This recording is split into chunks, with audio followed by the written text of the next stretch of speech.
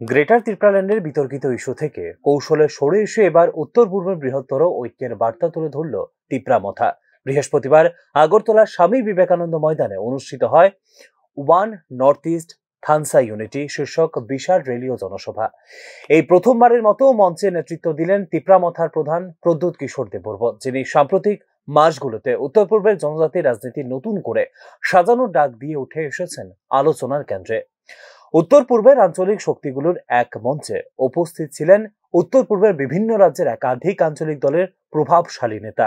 ছিলেন মেঘালয়ের মুখ্যমন্ত্রী কনরাড কে সাংমা, এনপিপির কার্যকরী সভাপতি পি কে সাংমা, নাগাল্যান্ডের প্রাক্তন মন্ত্রী এম কিকন, আসাম পিপলস পার্টির প্রতিষ্ঠাতা ডেনিয়েল লাংথাসা, ইন্ডিয়ান গুর্খা জনশক্তি ফ্রন্টের সভাপতি অজয় এডওয়ার্ডস, মণিপুরের বরিষ্ঠ জনজাতি নেতা আর কে মেঘেন, মণিপুরের বিধানসভার প্রাক্তন অধ্যক্ষ এইচ সিং।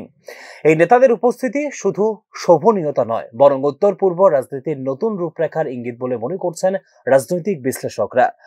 গত 4 নভেম্বর দিল্লিতে সাংবাদিক সম্মেলনের মাধ্যমে ঐক্যবদ্ধ উত্তর পূর্ব গঠনের প্রস্তাব দেন প্রদ্যুৎ কিশোর দেববর্মন। উত্তর পূর্বের জনজাতি ও ক্ষুদ্র জনগোষ্ঠীর উন্নয়ন ও অধিকার আদায়ের লড়াই ছড়িয়ে দিতে হলে রাজ্যভিত্তিক বিভিন্ন রাজনীতি নয়, আঞ্চলিক ঐক্যই হচ্ছে একমাত্র পথ বলে দাবি প্রদ্যুৎ কিশোরের। আগরতলার এই সভা ছিল সেই উদ্যোগের প্রথম বড় পরীক্ষা। শুধু ত্রিপ্রাসাই নয়, মেঘালয়, নাগাল্যান্ড, আসাম ও মণিপুরের নেতাদের উপস্থিতি প্রদ্যুতের রাজনৈতিক বিস্তারকে নতুন মাত্রা দিয়েছে বলেই মনে করছেন বিশ্লেষক মহল। উত্তর পূর্বের মানুষ আজও মূল ধারার উন্নয়ন থেকে বঞ্চিত।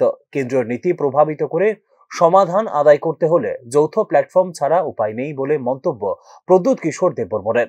এই মন্তব্য বিশেষভাবে গুরুত্বপূর্ণ, কারণ কেন্দ্রের সঙ্গে ত্রিপ্রামথার আলোচনা স্থবির গত কয়েক মাস ধরে।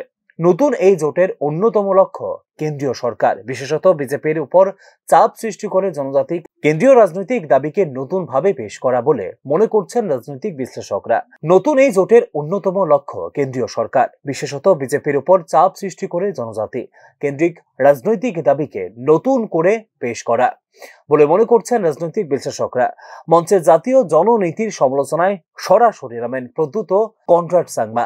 যদিও এনপিপি বহুদিন ধরে বিজেপির গুরুত্বপূর্ণ সহযোগী দল, কিন্তু এদিনের বক্তব্য ছিল লক্ষণীয়ভাবে কঠোর। উত্তর পূর্বের মানুষকে উপেক্ষা করা হচ্ছে, কেন্দ্রীয় প্রকল্পে জনজাতির স্বার্থ উপেক্ষিত, দিল্লির কাছে সমান অংশীদারিত্বের দাবি, মোটামুটি এই বিষয়গুলো উঠে আসে এদিনের সমাবেশে।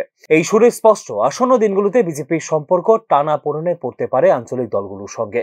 এদিকে ত্রিপুরা উপজাতি স্বশাসিত জেলা পরিষদের আসন্ন নির্বাচনের আগে ত্রিপ্রামথার এই সমাবেশকে নির্বাচনের প্রস্তুতির অংশ বলে দেখছেন অনেকে।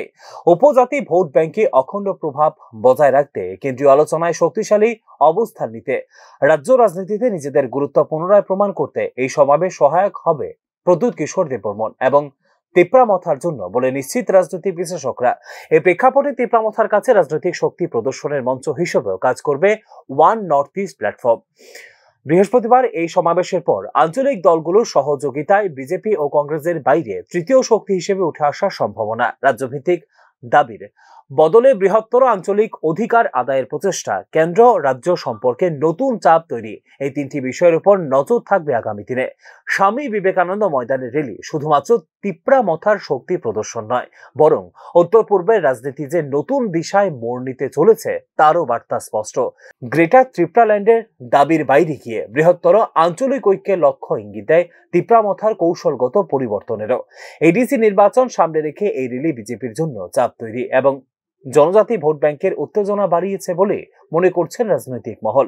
তবে বর্তমান জাতীয় রাজনৈতিক প্রেক্ষাপটে আগামী দিনে এই ঐক্যবদ্ধ উত্তর পূর্ব প্ল্যাটফর্ম কতটা শক্তিশালী হয় তা নিয়েও চলছে জোর জল্পনা। Bureau report, news now.